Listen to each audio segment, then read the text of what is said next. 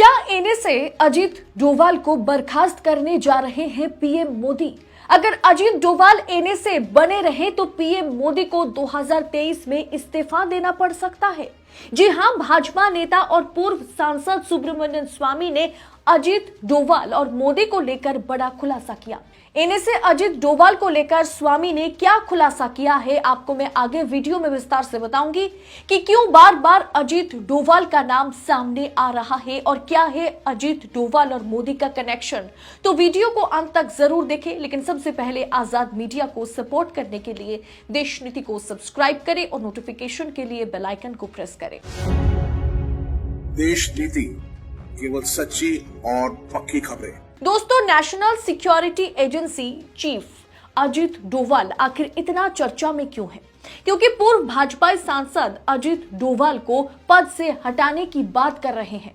देश में James bond of India के नाम से जाने जाने वाले अजीत डोभाल को पद से हटाए जाने की मांग भाजपा के पूर्व सांसद और भाजपा नेता सुब्रमण्यम स्वामी ने की है। सुब्रमण्यम स्वामी ने कहा कि प्रधानमंत्री मोदी को डोभाल को एनए से पद से बर्खास्त करना चाहिए।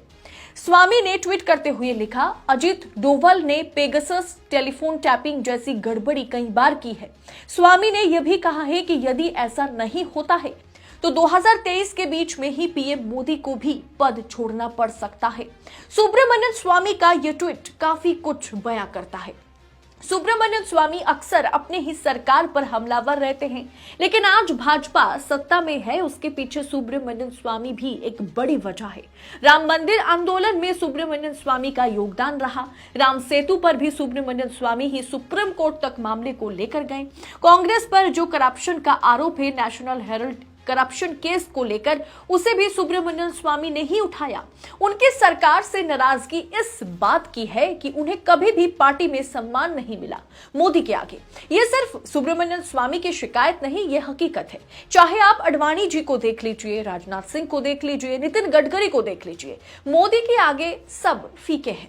लेकिन पॉलिटिकल जर्नलिस्ट संदीप देव, जो अक्सर दैनिक भास्कर में लिखते हैं, उन्होंने कहा कि धारा 370 हटाने का काम गृह मंत्रालय ने किया। सीएए का भी मुद्दा अमित शाह ने उठाया और जब अमित शाह पर ज्यादा फोकस होने लगा तो अमित शाह को पार्टी से, मीडिया से साइड करने की भी कोशिश हुई। ठीक उसी तरह से यूपी चुनाव में योगी होने लगा तो मोदी जी बिल्कुल भी नहीं चाहते थे कि योगी सीएम पद के लिए चुने जाए, क्योंकि पार्टी में मोदी जी के आगे मोदी जी किसी को भी देखना नहीं पसंद करते। अमित शाह और योगी आदित्यनाथ मोदी जी के उत्तराधिकार माने जाते हैं, इसलिए मोदी जी थोड़ा दूरी बना के चलते हैं। संदीप देव, जर्नलिस्ट संदीप देव ने भी ये खुलासा किया और संदीप देव जो है ना, वो एक भाजपाई, आप कह सकते हैं कि राइट विंग के पत्रकार हैं। वो अक्सर हिंदुत्व पर लिखते हैं और भाजपा के लिए लिखते हैं। तो उन्होंने ये खुलासा किया कि मोदी जी ने जब दिल्ली में दंगा हुआ तो गृह मंत्री अमित शाह को इस मामले से दूर रखा और एनए से अजीत डोभाल को मैदान में उतारा। ठीक उसी तरह से 370 हटाने के बाद जब मोदी जी की गृह मंत्रालय की वाहवाही हो रही थी, तब मोदी ने 2 साल तक अमित शाह को कश्मीर नहीं भेजा। अजीत डोभाल को इसकी पूरी जिम्मेदारी दी गई थी। माना जाता है कि मोदी और अजीत डोभाल एक दूसरे के काफी करीब हैं और अजीत डोभाल अमित शाह के पद के सबसे बड़े दावेदार हैं, इसलिए अमित शाह और अजीत डोभाल में नहीं बनती। लेकिन अब सुब्रमण्यम स्वामी ने कहा कि अजीत डोभाल अगर एनए से पद से बर्खास्त नहीं होते हैं तो मोदी को 2023 तक इस्तीफा देना पड़ सकता है। तो वहीं भाजपा अध्यक्ष जेपी नड्डा और प्रधानमंत्री की ओर से साफ कर दिया गया है कि मुसलमानों के खिलाफ धार्मिक मुद्दे पर कोई बयानबाजी नहीं करनी है, किसी प्रकार की टिप्पणी नहीं करनी है। सांसदों को, मंत्रियों को, विधायकों को कड़े शब्दों में कहा गया कि मुसलमानों पर हमला करने से बचे। और राजनीतिक गलियारों में ये चर्चा चल रही है कि भाजपा सरकार के इस डिसीजन के पीछे, इस फैसले के पीछे अजीत डोभाल है। मतलब सुब्रमण्यम स्वामी ने न केवल डोभाल को बर्खास्त करने की मांग की, बल्कि ये भी कह दिया कि ऐसा अगर नहीं होता है तो पीएम मोदी को अपने पद छोड़ना पड़ सकता है। हाल ही में अडानी ग्रुप पर आई हिंडनबर्ग की रिपोर्ट और उसके बाद उठे पूरे विवाद पर सुब्रमण्यम स्वामी ने कहा था कि अडानी ग्रुप की संपत्तियों को राष्ट्रीयकरण कर दिया जाए और बेचा जाए।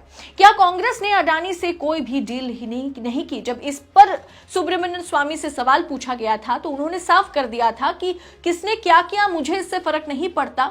अडानी के साथ बहुत सारे सौदे बहुत लोगों ने किए, लेकिन मुझे कांग्रेस की परवाह नहीं है। मैं चाहता हूं कि भाजपा, भारतीय जनता पार्टी की पवित्रता स्थापित हो। स्वामी ने कहा था कि अडानी ग्रुप को वित्तीय सौदे से जो संबंधित एक रिपोर्ट सामने आई है उस पर बात करने की जरूरत है, जिसके चलते शेयरों में गिरावट आई और बीच बहुत बड़ा विवाद खड़ा हुआ और संसद में भी विपक्ष दलों द्वारा इस मुद्दे को उठाया गया, हंगामा किया गया। इस पर मोदी जी को प्रखर होकर सामने आने की जरूरत थी। सुब्रमण्यम स्वामी ने इस साल के बजट पर भी निशाना साधते हुए काफी कुछ कहा है। रणनीतियों पर उन्होंने ये बताया कि कुछ कमी है। ऐसे में देश के रक्षा क्षेत्र के लिए कम बजट आवंटित करना, जब सीमा मुद्दे को लेकर चीन का रुख जो है वो काफी आक्रामक है, उसके बावजूद भी बजट में जिस तरह से भाजपा ने डिफेंस का जो बजट है उसमें कटौती की, उस पर भी स्वामी ने कुछ समय पहले ही हमला बोला था। स्वामी काफी कट्टर हिंदूवादी नेता हैं और साथ में मोदी जी के आलोचक भी हैं। ऐसे में अजीत डोभाल को हटाने की मांग उन्होंने क्यों उठाई, आपको क्या लगता है? पूरे विषय को आप किस तरह से देखते हैं? कमेंट कर अपनी राय हमारे साथ जरूर शेयर करें और सच्ची और निष्पक्ष खबरों के लिए देश नीति को सब्सक्राइब जरूर करें और साथ ही साथ थैंक्स ऑप्शन का दोस्तों इस्तेमाल करें, क्योंकि जितना ज्यादा आप थैंक्स ऑप्शन का इस्तेमाल करेंगे आर्थिक तौर पर देश नीति मजबूत होगा और पत्रकारिता भी मजबूत होगी। बहुत बहुत शुक्रिया। आपका एक सब्सक्राइब हमारे लिए महत्वपूर्ण है। देश नीति को अभी सब्सक्राइब करें और बेल आइकन को दबाना ना भूलें।